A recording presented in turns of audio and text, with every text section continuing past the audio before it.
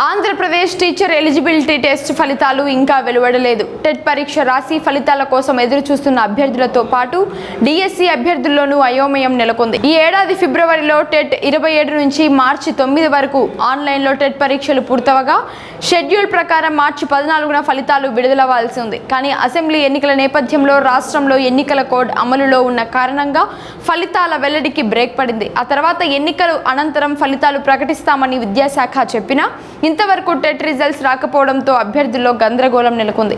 మరోవైపు రాష్ట్రంలో కొత్త ప్రభుత్వం కొలువుదీరిన వెంటనే మెగా డిఎస్సి ఫైల్ పై ముఖ్యమంత్రి చంద్రబాబు నాయుడు తొలి సంతకం చేశారు.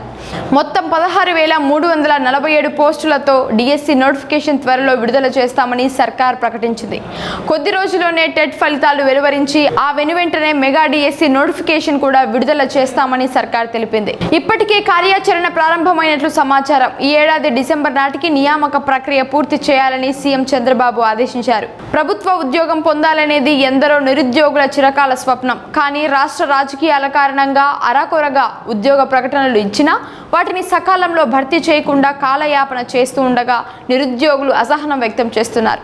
రోజులు గడిచే కొద్దీ వయసు పెరిగిపోతున్న వారు మా గతేం కాను అంటూ ఆవేదన వ్యక్తం చేస్తున్నారు. ఇదే సమయంలో టెట్ రాసిన అభ్యర్థులు ఫలితాల కోసం ఆసక్తిగా ఎదురు చూస్తున్నారు.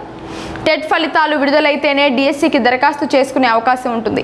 ఈ క్రమంలో టెట్ ఫలితాల విడుదల తేదీ, డిఎస్సి విధి విధానాలపై వెంటనే ప్రభుత్వం స్పందించాలని అధికారులు కోరుతున్నారు.